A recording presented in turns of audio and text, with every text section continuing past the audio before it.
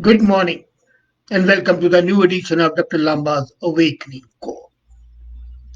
We in this world are beset with very contradictory statements. One says that the countries are full of racist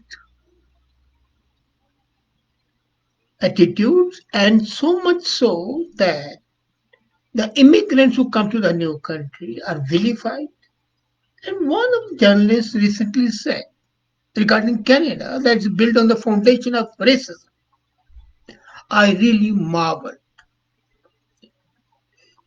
And what I'm talking about Canada is relevant to all the countries where normally there are insults traded in the name of racism, xenophobic attitude, homophobic attitude, and so on. It is usually said that no child is ever born a racist.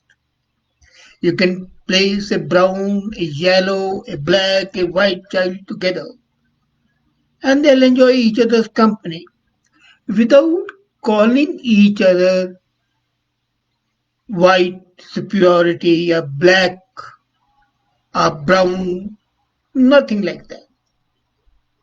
And yet, when they grow up, they become racist. Do they become? No, they don't. When Shakespeare said about Jews that if you prick us, do we not believe? If you tickle us, do we not love? So is the same blood red in color, and yet the outer coloring differentiates, and not by people. Who are the people responsible for racism? Have you ever thought of that? You say, well, these people are racist. Who made them so? Who are the purveyors of racism? And as I said, today I'm going to talk about Canada. But whatever I talk about Canada is relevant to each and every country because I'm taking Canada as an example of what Fahid Khan says a country built on foundations of racism, which is absolutely wrong. No, racism is created by the politicians, the political leaders, aided and abetted by media, the purveyors of media. People like Farid Khan or Shima Khan at Globe, Valma Subramaniam at National Post, Sanifa Nasir at CBC, Shri Parantkar from Toronto Star, each one of them, if you read their writing, it is full of invectives, suggestions, innuendos. And they talk of racism. It is said that if you always keep on talking about something, it will percolate to the minds of the people. Goebbels said that if you repeat a lie 1,000 times, it becomes truth. So this lie has been repeated ad nauseum by the media, and then the politicians come in. Whether it is people like Justin Trudeau, people like Hassan, the immigration minister, or people like Jagmeet Singh, they are all responsible for creating awareness of racism, which is not there. It might be latent, I'm not denying it. And racism by itself is nothing wrong with that. If you have pride in your race, what's wrong with that?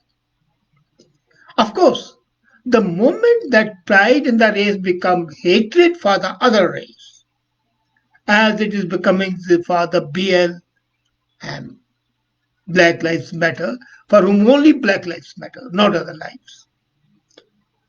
And that becomes a cover, a camouflage for all the lawless activities. When Jagmeet Singh says that the person who entered the Prime Minister's residence with a loaded gun and he was arrested, he surrendered, he was arrested, he's in jail. And Jagmeet says that in case he had not been white, he would have been killed because the Canadian police is racist and they will kill any non-white. Now, nothing can be further from the truth. As a matter of fact, Canadian police is known for its very, very open and accepting attitude. In my 20 years over here that I have lived here, I have never seen a single instance of being discriminated against at any level, least of all by the police. They are polite, decent, and helpful.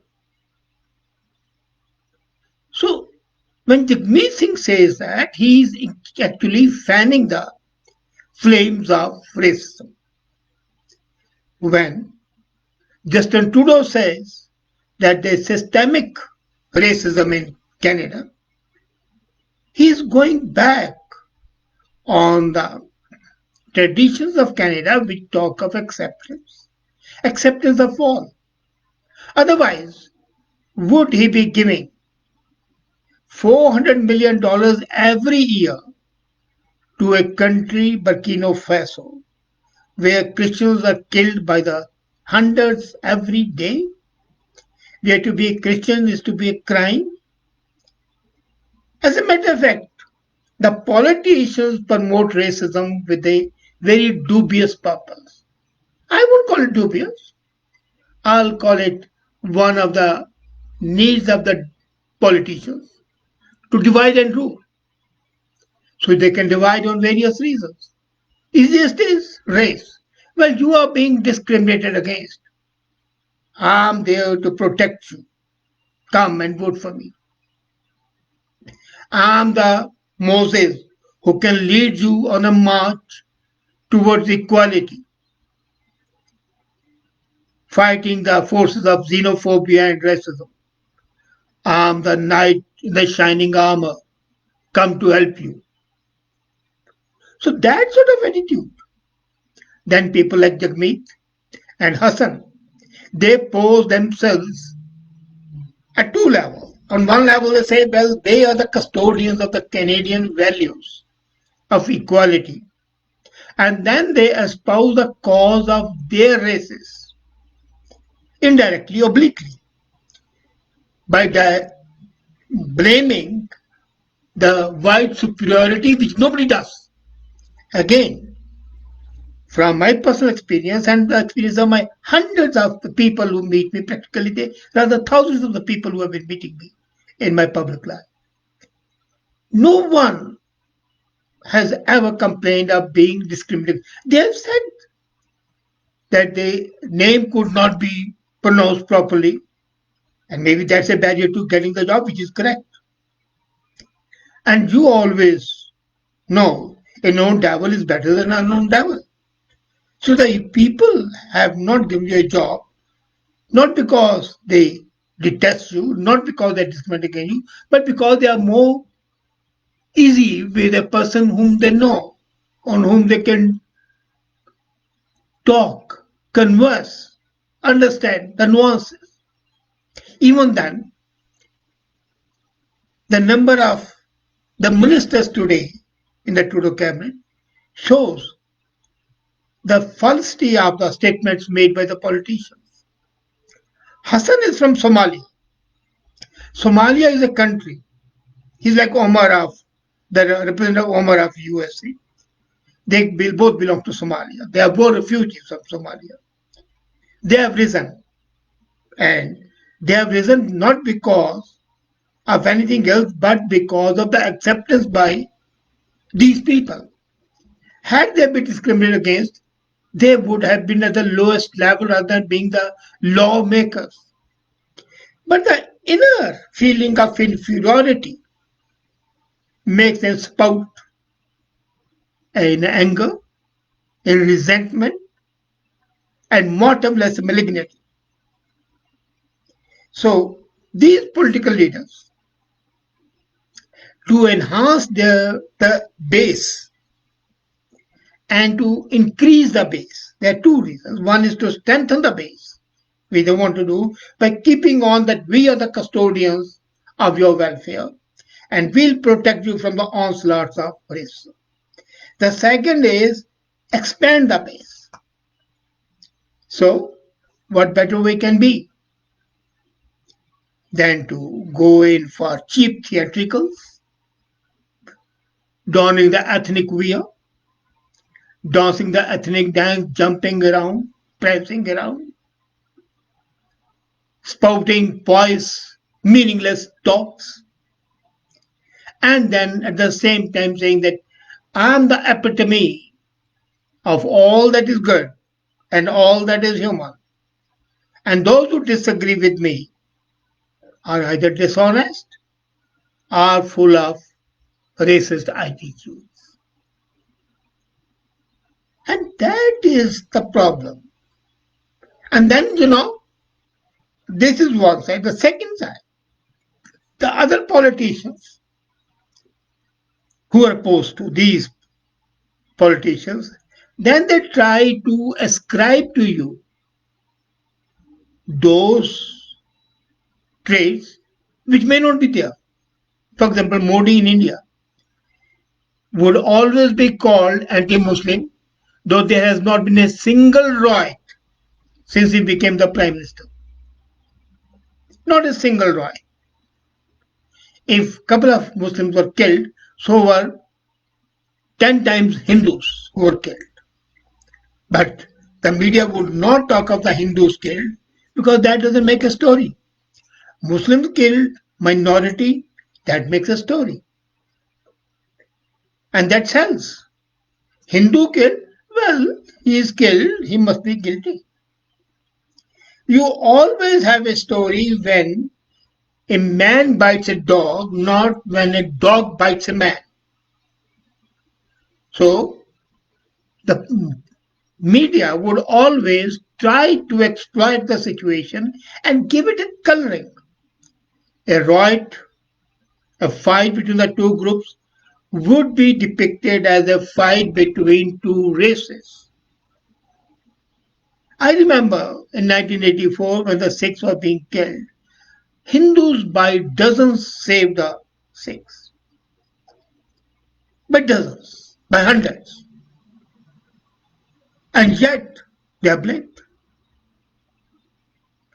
Blamed for the simple reason that the reality is obscured by dubious propaganda. So the purveyors of racism are not the people, not you and me, but the political leaders, aided, abetted, promoted by media. Ultimately what comes is a filthy lucre, the money, the power. Media is a tool with the politicians and they use it.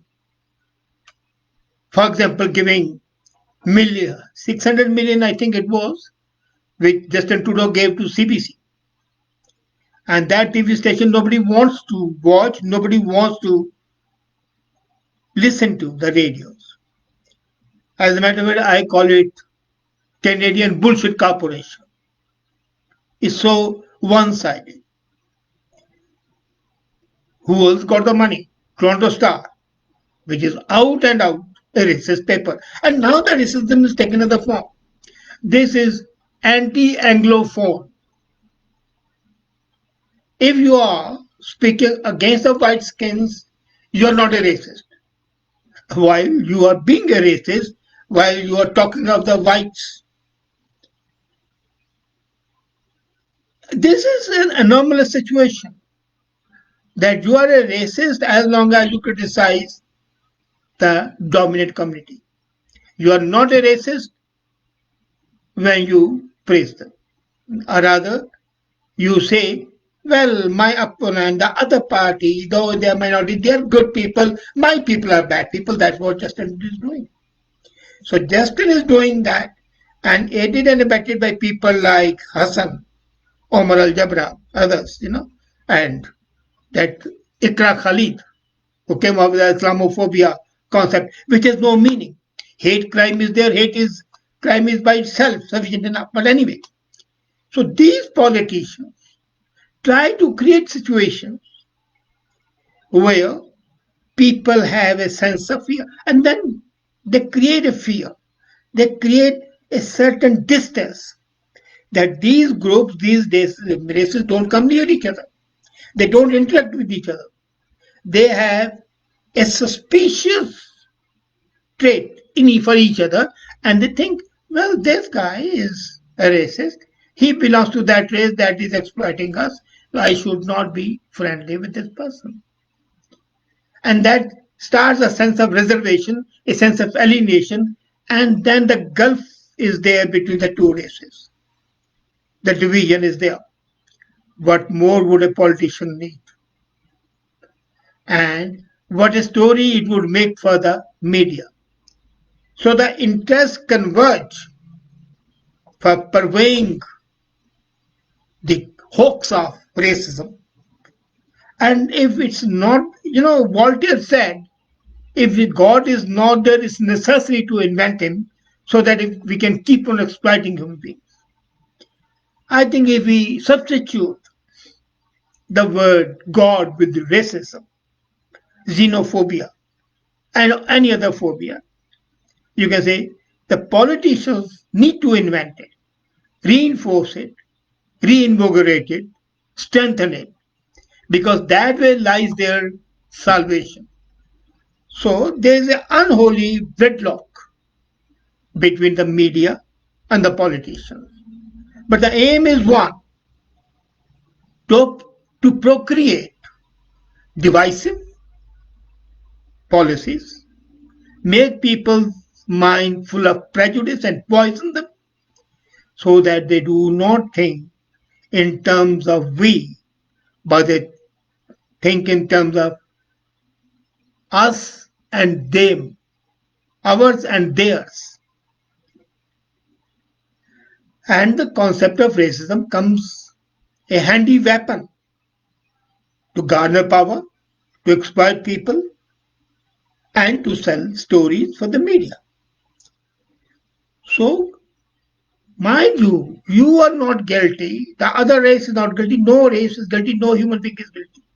These are two classes which are joining hands and creating mayhem, confusion, was confounded, so that in this bamboozling environment, you are left with no alternative but to lean on these politicians and listen to these sirens of the media and keep your mind full of poison against anybody else except your color. How shameful. Think about it, and you would see that all this talk of racism is nothing but bunkum. And the sooner we get over that, the better it would be. Thank you.